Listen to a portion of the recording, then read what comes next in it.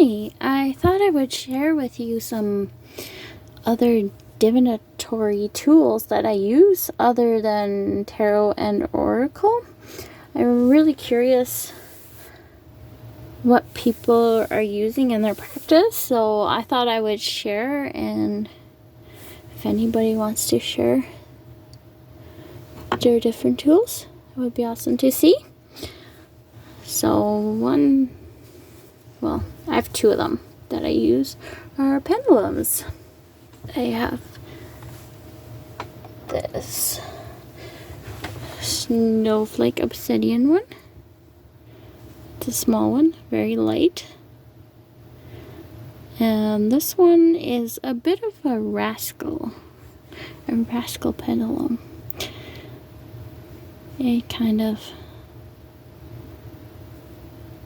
I guess it's a way to keep it light and cheerful and prank me and fool me.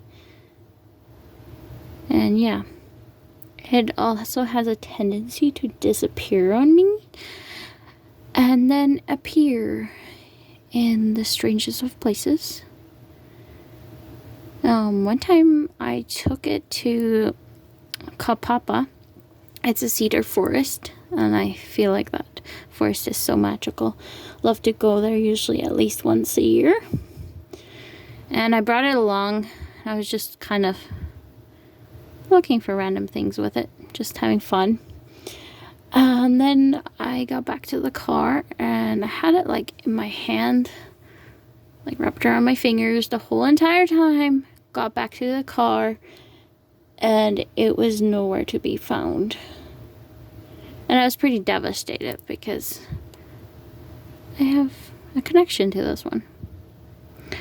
I purchased it in my local little town in the treasure shop, which doesn't exist now anymore. They closed down, so it's just very special to me. And I was like, I held it the whole hike back. How can it just disappear?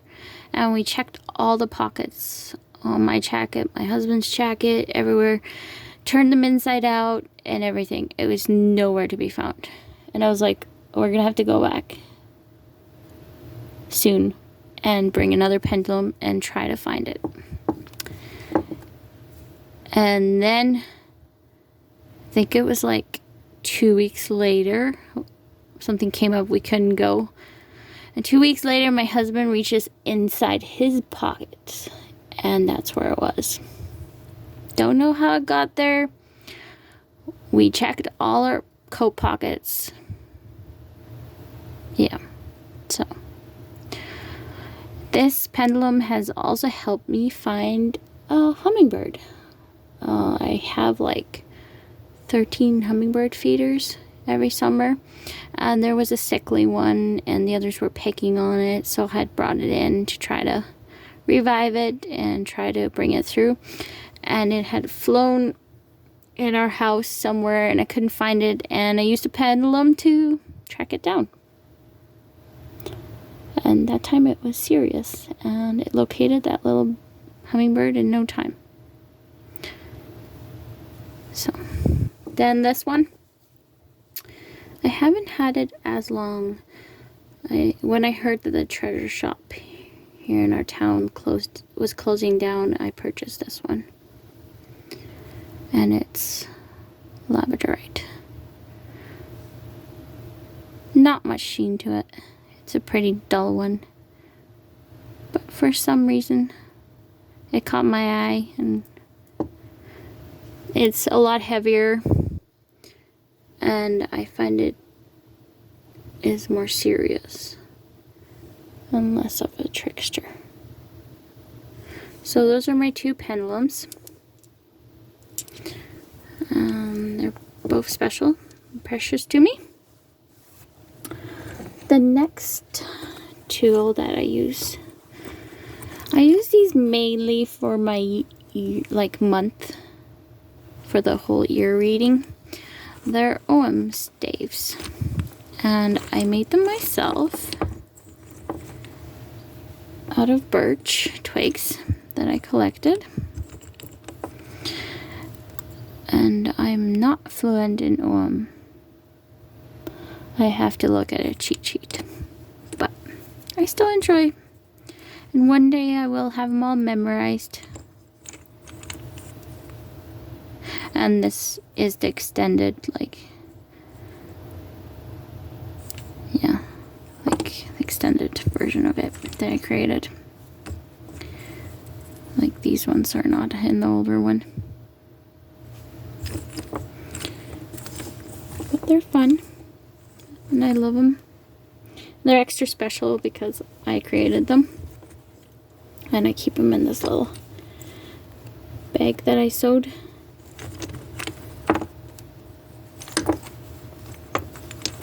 Which has little bats on it. It was Halloween fabric that I found.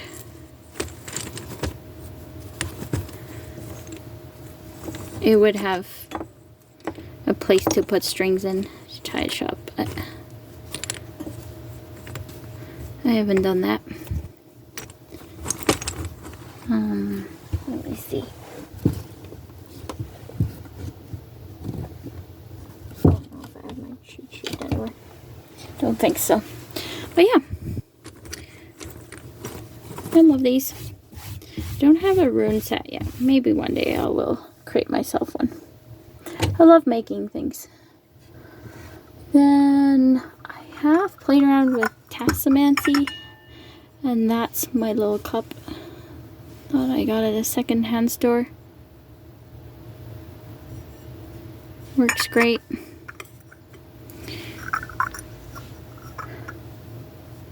And then the last tool that I don't use it a ton, but it is very special. My husband and I created it, and I will have to move the camera to show you this because it takes up a bit of room. It's a talking board. Let's see. Can I do this? Yeah. It's a round piece of wood that we sanded and painted and varnished. And it says yes, no, goodbye, and then has the sky or air, earth, fire, and water, and spirit. Yeah. And the numbers inside. And we actually use chisel. Oop. It lifts in this little pouch. Let me see. It's an agate slice. That's very shiny. I'll get it out. Which apparently is a little difficult with one hand. Here.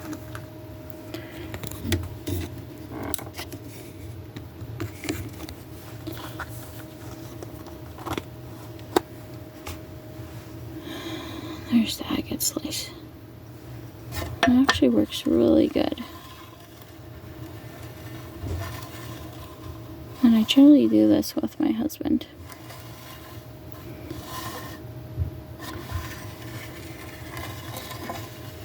And I'm always surprised how many people are scared of talking boards or Ouija boards. They'll be okay with tarot, and then they'll be terrified of talking boards. And I've actually never had any bad experiences. It's always been really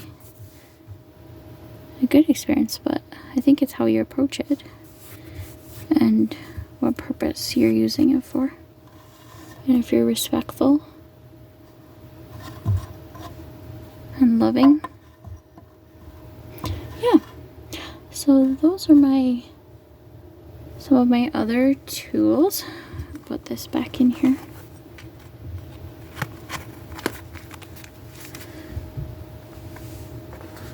That I enjoy.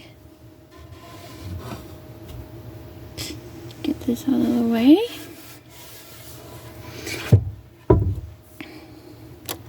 I'll also sometimes use fountain pens for automatic writing, which actually live in this cup over here, which is a very special mug that my friend gave me a long time ago.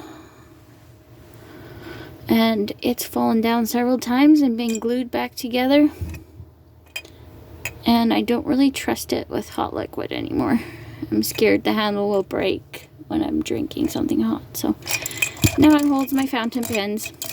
Nothing too special or anything, just basic pens. But they work. And I have different colors. Well, yeah.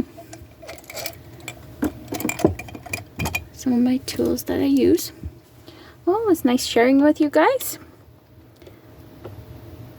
I would love to see other people's tools and how you use them. Have a wonderful day and see you next time. Bye!